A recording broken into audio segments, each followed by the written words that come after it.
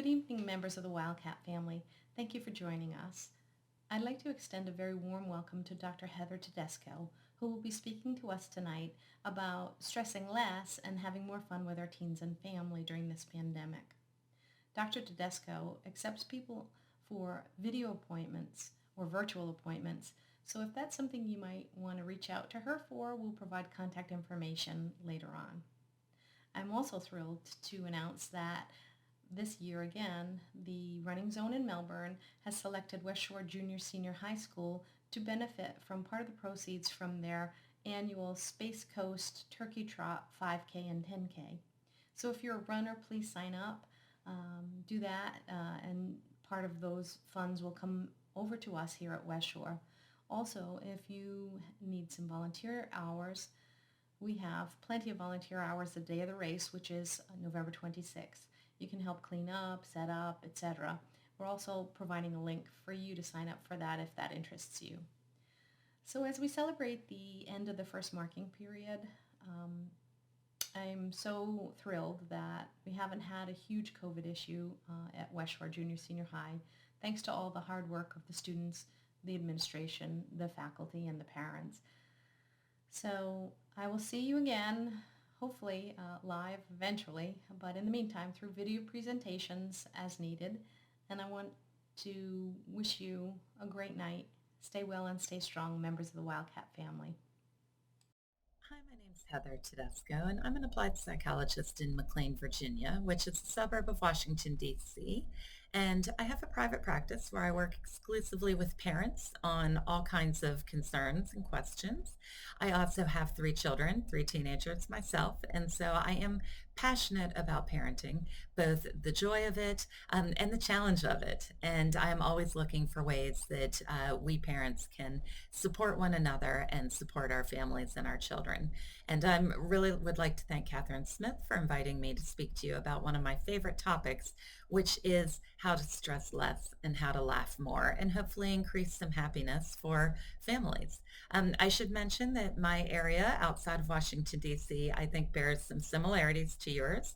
It is an area with very bright, high-achieving, motivated students, excellent schools, very engaged, involved parents, as well as quite a lot of diversity, both in sort of socioeconomic and other ways. It is an area where there is a lot of opportunity. It is also an area that brings with it some challenges and some pressures on our students. And so encouraging mental well-being is one of my primary goals, and I'm happy to share with you tonight some thoughts. So the first thing that I want to say loud and clear is that there are no perfect parents, and for me, that's not the goal. The goal is to be human and to teach our kids through example, not just how to succeed, but also how to manage it when we fail and how to manage stress and how to handle all of the challenges that come our way. There's certainly a lot of pressure on parents from a lot of different places. Our kids keep changing. There's a lot of information out there, but a good amount of it is not particularly helpful. What I do think is helpful is thinking about your own goals, your own values, and I'm going to talk a little bit about that tonight. And also, I think it's really helpful to just get some basic psychological research that can help steer. Um, this is sort of my scary slide. I've got a lot of statistics on here about the mental health of adolescents and teens. The bolded ones are the ones that I think are worth paying a little bit of extra attention to, which is because they're quite surprising, or at least they were surprising when, Sania Luther first published her research beginning back in 2005. And she's published again just recently additional research that is showing that high achieving schools, like in my region and in your region, actually present a significant risk factor to teens' mental health. It's kind of shocking when you compare it with what the other 3 risk factors are, which is poverty, trauma, and discrimination. So there is an issue here, and certainly the pandemic has not made anything easier. So again, I think looking at how we can reduce stress is extremely valuable. This is one page that I always put up because I think this is the single most valuable theory for parents to know. This is the theory about what motivates us. And for kids, they don't necessarily know it, but they're trying to get these three basic needs met, over and over again. The desire to feel capable, competent, that drives learning, which increases confidence, which increases the ability to tackle new challenges. Connection is a need for an unconditionally loving bond with parents or others. It also is a need to feel understood.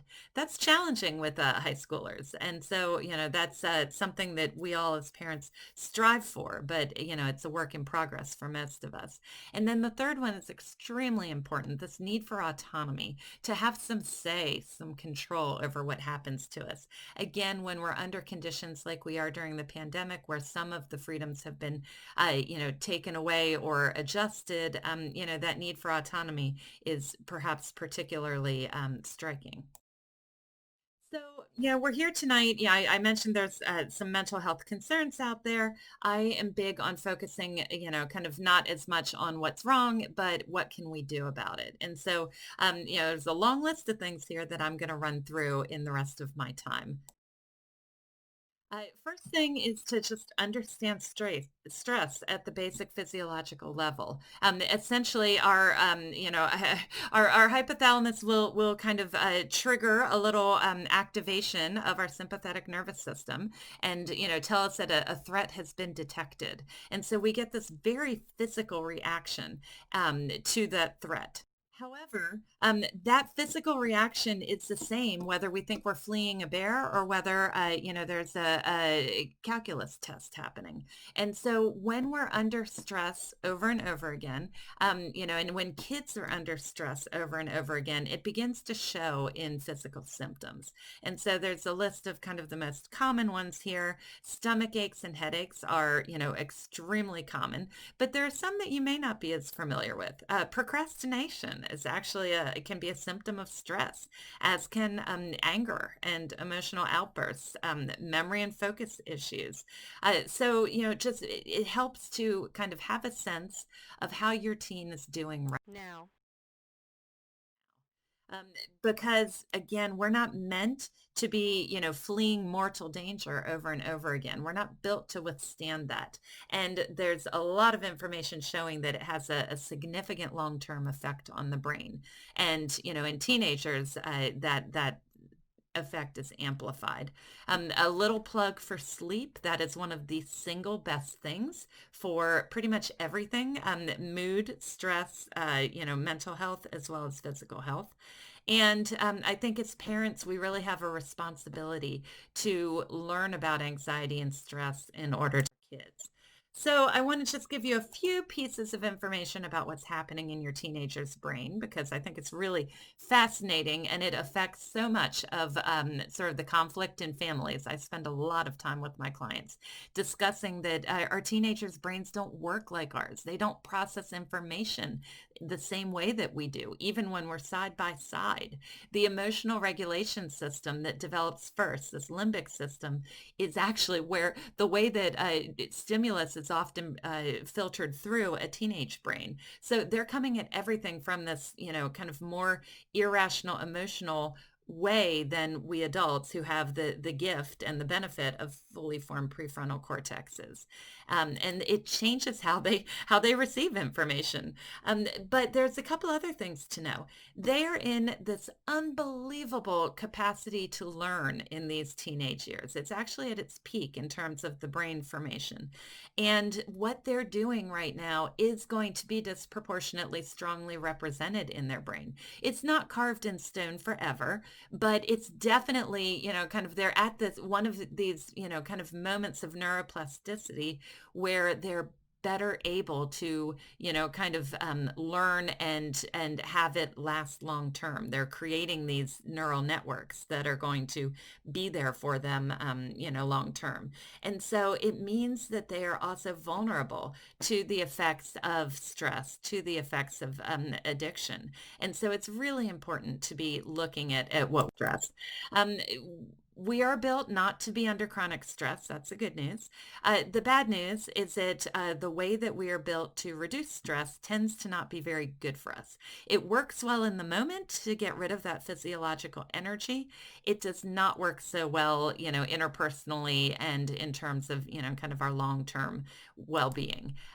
So it's important for all of us, and particularly for us, to help our kids figure out what are some good things they can do to reduce stress. This is an incredibly brief, kind of a list of a few greatest hits, but, everybody has their own, sort of stress relievers. There's no one size fits all, although there are a couple of, things to know. Mindfulness, which is sort of grounding in the five senses, is actually linked, that's a guarantee if they're able to do it. If you can take sort of deep calming breaths, it turns off that physiological response to stress. It's very difficult to do when you're under stress, so it's not necessarily the easiest one to start with. Another simple one is go outside. You're in Florida. That's probably a lot nicer to do much of the year than here in Virginia, but we are hardwired to be calmer outdoors than we are indoors.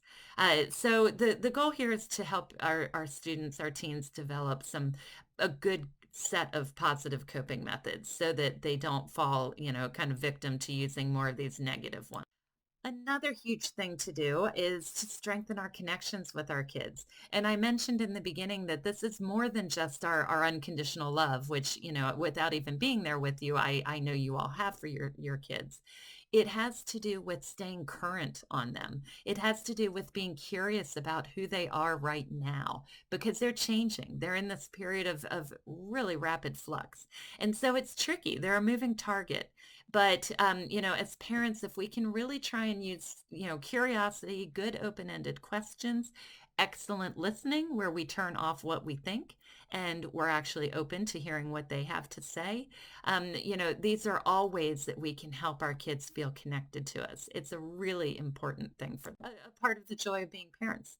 Another thing, resilience is always a big topic, and particularly when we're under stress of the pandemic, being resilient is enormously important. And it's important because, one of the things we can do if we have too much stress is try to reduce what the stressors are, but that's not always possible. Life comes with stresses. And so the other way to go is to try to increase our capacity for stress. And that's what building resilience does. And, the note on here for us as parents is that if we're doing too much for our kids, if we are not allowing them to be sort of fully in control and independent in the ways that are developmentally appropriate for them, then that actually does chip away at their natural resilience. It does make it harder for them to cope with challenges. And so we have to do less sometimes as parents, as uncomfortable as it may be, in order to along with resilience, sort of the flip side of the coin, if you will, is failure. Because if you are afraid to fail, you will not be particularly resilient. You have to be able to, to have the confidence that you can recover. You have to be willing to fail, and it's enormously stressful. And of course, when you're in an academic environment where things are being, literally graded and measured frequently, this can be a really tricky one to navigate. But I encourage you to, think about the messages that you're giving your child about failure and to allow it and, to help teach your kids how to manage failure just as you teach them how to manage success. Because when they do head off, flee out of the home, life is going to bring bumps. And so if you want your kids to be resilient, you need to be, kind of willing to let them fail. to tolerate failure. Here's the elephant in the school because I get this all the time up here in the DC area, which is this fear of falling behind, this fear of missing out. And I get it. I have three kids. I understand it. We want the best for our kids. I'm here to say that what's best for them is sometimes to, be able to be more autonomous, and that also brings with it, more setbacks and failures. And so we have to make sure that we are going for that. Here's what I think is an incredibly helpful way to have this kind of a discussion with your teenagers, which is this man in the arena speech from Teddy Roosevelt. The beginning part is really all you need. It's not the critic who counts. You know, our teenagers are highly susceptible to the influence of peers. They care deeply what other people think, not always adults, but they care deeply what other teenagers think. And so it helps with that part of it. And then it goes on to talk about it's the trying, not the success or failure that matters. And so, that can be a nice dinner table Conversation. but if you're looking for something a little more lighthearted, and I am a huge advocate of humor wherever it is possible, um, then Dr. Seuss has also said everything you need to know, which is this idea that you're going to be the best of the best, except when you don't, because sometimes you won't. And so you can put it in the phrase in the terminology of bang-ups and hang-ups if that fits you. Some other things to know. So, psychology loves to research, kind of happiness and success. They have defined it about every kind of way you could imagine, from very concrete, kind of outcomes like socioeconomic status or educational achievement, et cetera, to simple self-reports. How happy do you feel? Things like that. There are qualities that continue to appear on these lists. This isn't everything, but these are some of the ones that I think as parents we can pay attention to. And so, I've already talked about resilience, this idea of grit. Let me talk about a few more. Gratitude is fascinating because sometimes we can't control the circumstances that are happening to us, but we can control our interpretation of them. We can control what we choose to focus on. And, that really is what gratitude is all about. It's about finding the positives even when you're, kind of under difficult circumstances.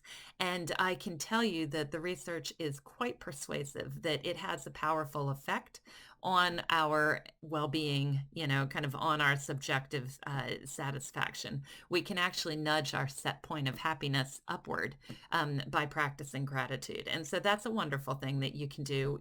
Another wonderful thing to do is to encourage them to be independent. They want to be independent. Often the challenge of the teenage years is that they want to be more independent than they are perhaps capable of being when it comes to a judgment and a life experience perspective. But we need to keep helping them gain the skills that they need in order to live without us. We want to work ourselves out of a job, ideally. And so the way to do it is to just kind of continually increase freedoms, but tie them to responsibility, to allow your child, the freedom to both succeed and fail, and then let them be responsible for owning that. Of course, if you have a child that has special needs in some way, executive functioning challenges, ADHD, etc., there are ways that we want to support them. We don't want to just, kind of, it's not one size fits all, but we do want to be continuing to grow their capacity. And we want to continue to move ourselves off of the field of play and onto those sidelines. And so it really does require some discipline and self-control in us as parents in order to allow us to encourage independence in our kids. This is one of my favorite sort of mantras, if you will, which is to prepare your child for the road, not the road for your child. Every one of us has hardwired into us this protective instinct that wants us to, smooth the way, to clear the path, to give our kids an easier road. That's completely natural, but it's not effective because it's impossible to do.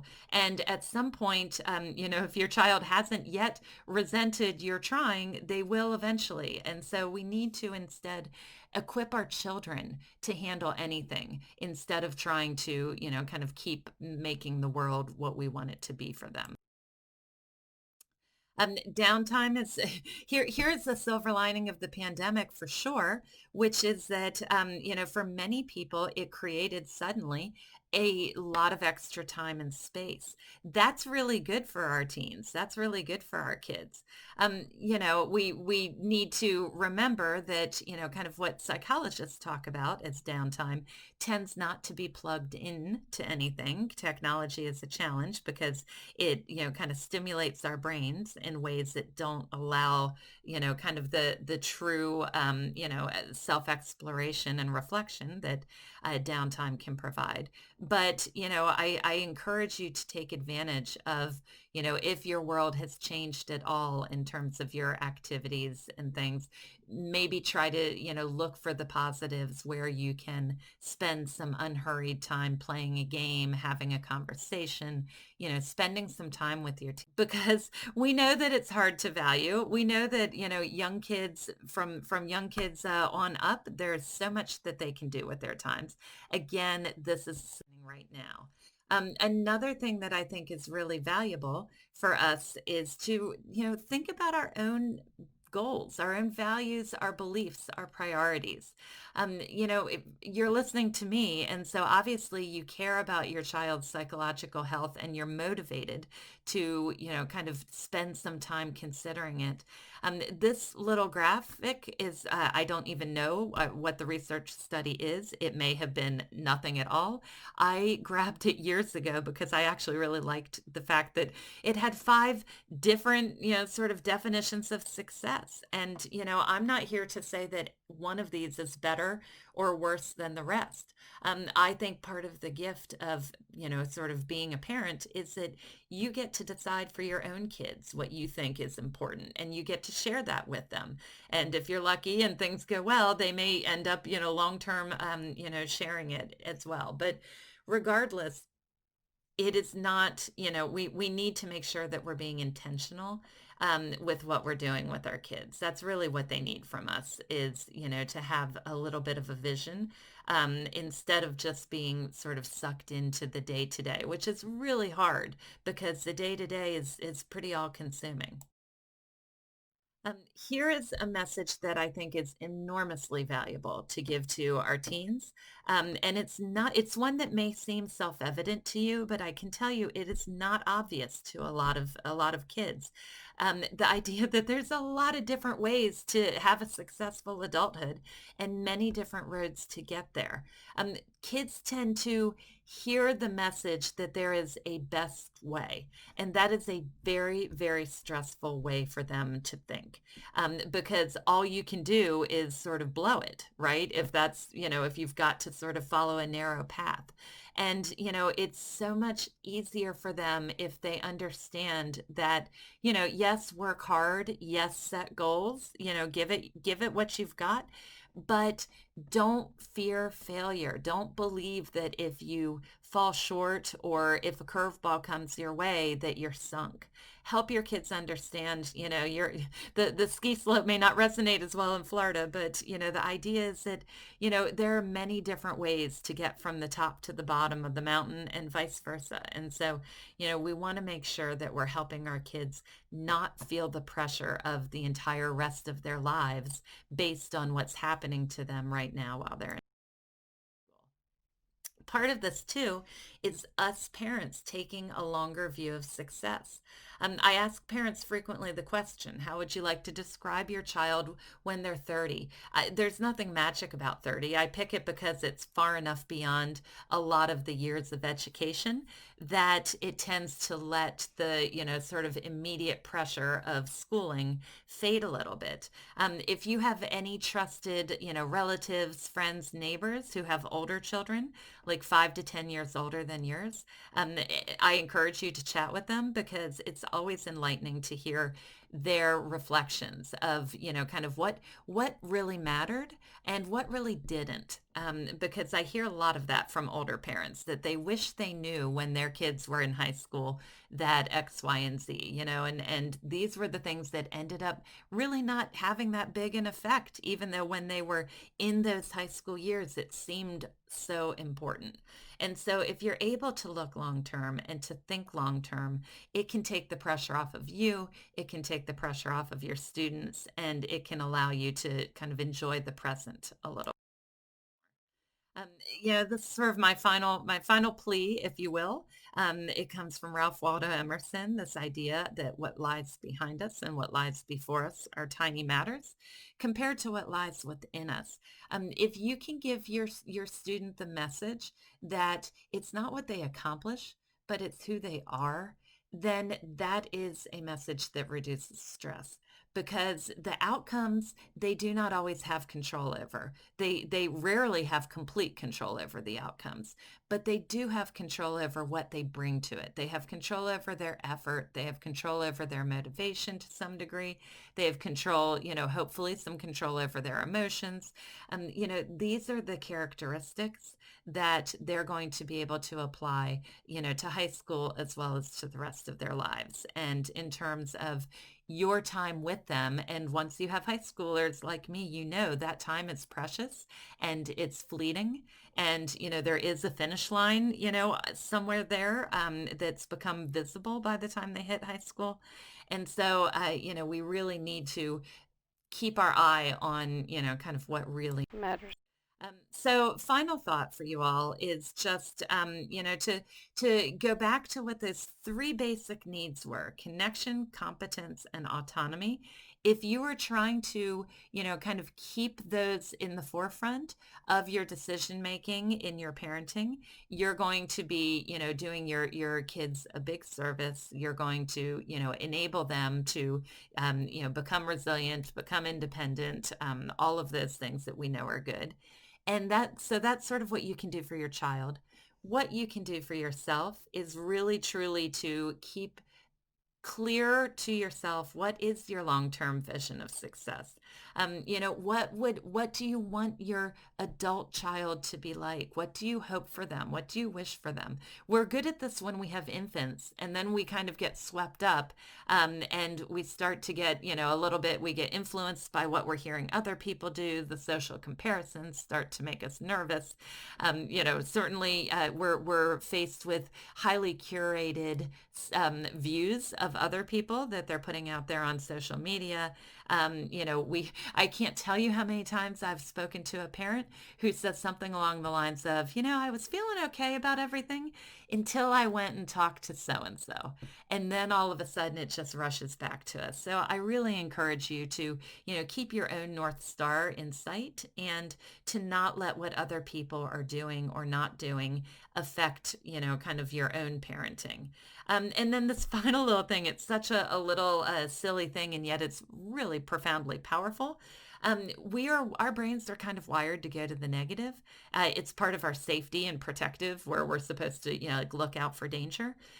This is a challenge, and as adults, I should say too, we don't spend a lot of time kind of highlighting what is working and what we're good at. We tend to be problem solvers. We tend to dive in and try and, fix what's not going well.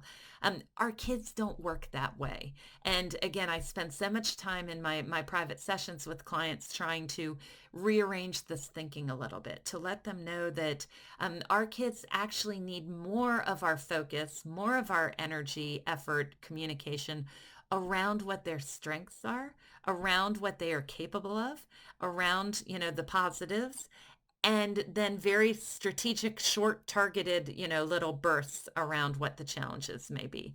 But, they noticing the positives, it may feel redundant to you, but it's actually enormously helpful to your child. And, when we're thinking again about what's going to really affect their well-being, what's going to help them reduce their stress, manage their stress, and keep everybody feeling, kind of more positive, more lighthearted, that's actually quite a big one. So I appreciate you listening tonight. Here's my information. I know I'm quite far away from you all, but if there are any questions, here's my email address. And I wish you all a wonderful school year. And thank you very much.